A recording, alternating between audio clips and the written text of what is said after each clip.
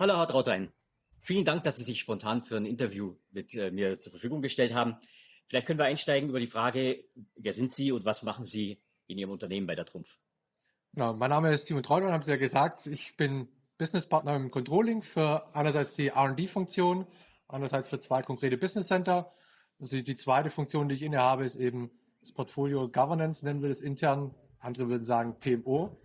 Wir als Trumpf sind einerseits in dem Geschäftsfeld, in dem ich unterwegs bin, im Geschäftsbereich Werkzeugmaschinenbauer. Ähm, Unser Ziel ist es aber, Lösungsanbieter zu werden, diese Transformation hinzubekommen.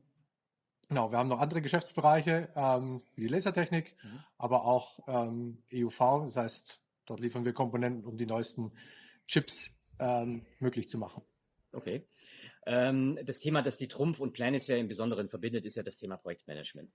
Und gibt es etwas, was in Ihrer Branche als Spezifikum dargestellt werden könnte, was das Projektmanagement anbelangt?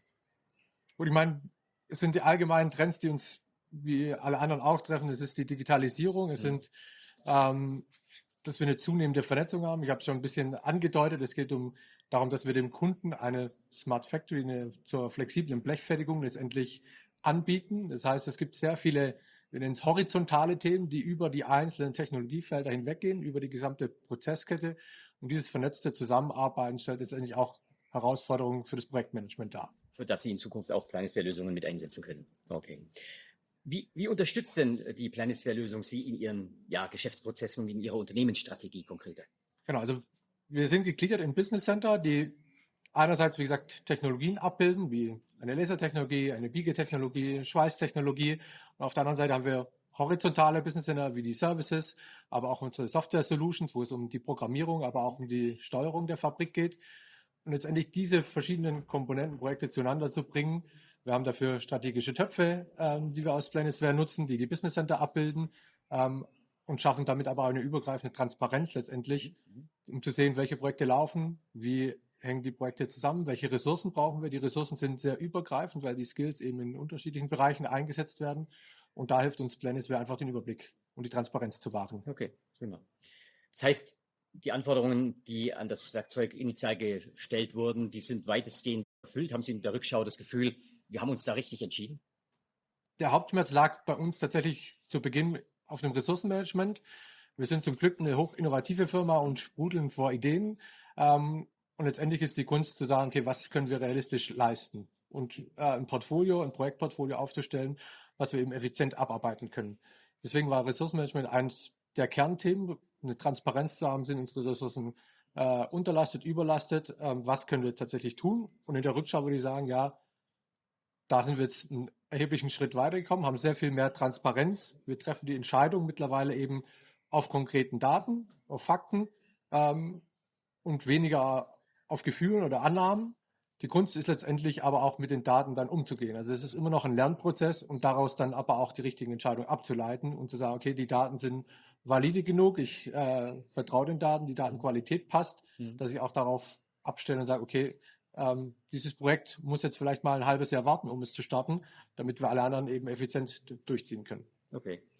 Sie waren ja in Ihrer Implementierung zumindest ganz am Anfang auch schon extrem schnell.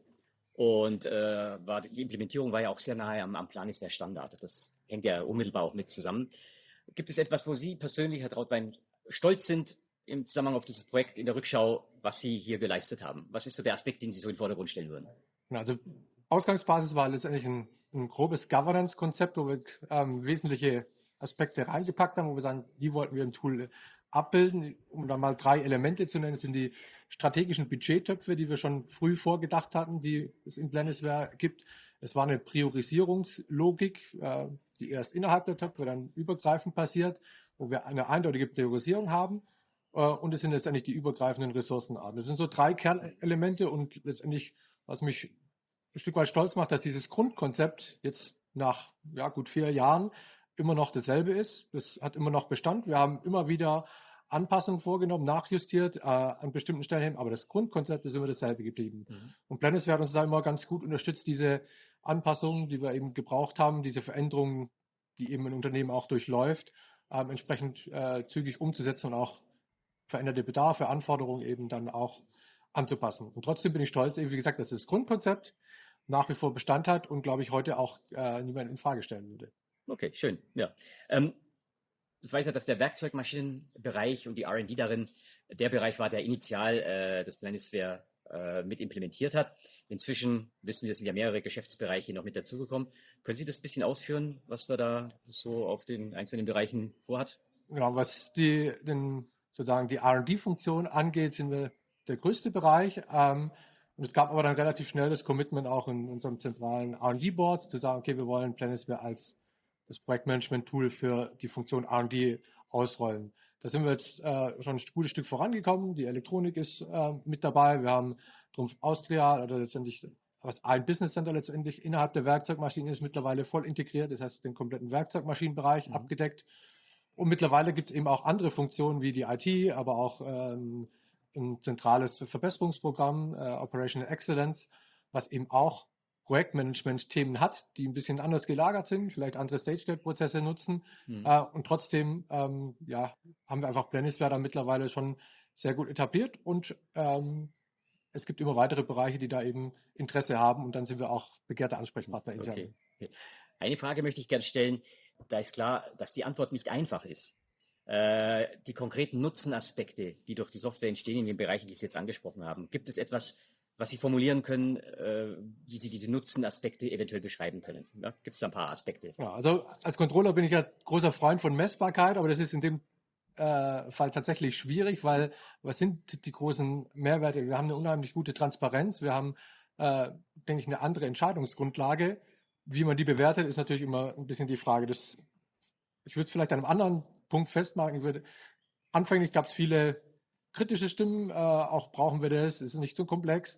Und mittlerweile würde, glaube ich, keiner mehr Planisware als solches in Frage stellen. Klar ist immer die Frage, welche Flugebene, welcher Umfang, aber Planisware als solches, dass wir das brauchen, würde, glaube ich, keiner mehr in Frage stellen. Und das zeigt schon, dass er sich so gut etabliert hat und einfach unheimlich wichtig ist für unsere Entscheidungsprozesse und genau die Transparenz darüber.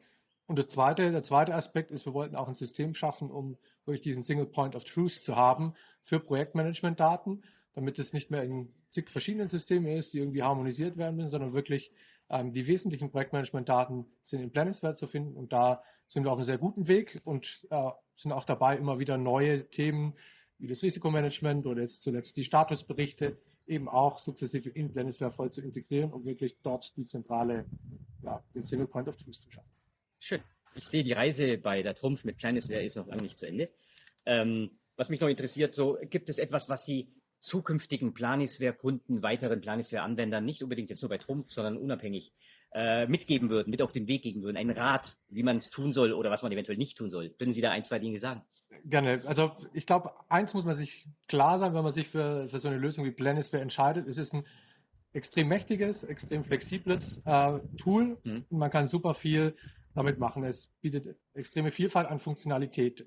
Das bringt aber auch mit sich, dass es nicht so einfach ist wie eine Handy-App. Also wer die Vorstellung hat, ich habe ein super intuitives System, was ich mal installiere und dann sofort loslege und mit ein paar Wischbewegungen, ein paar wenigen Buttons bedienen kann, der wird da wahrscheinlich enttäuscht sein. Also die Anforderung, glaube ich, wird nicht erfüllt. Es gibt natürlich da gute Ansätze, aber am Ende ist es ein komplexes Tool. Heute Morgen habe ich so ein bisschen den Vergleich zu SAP gehört.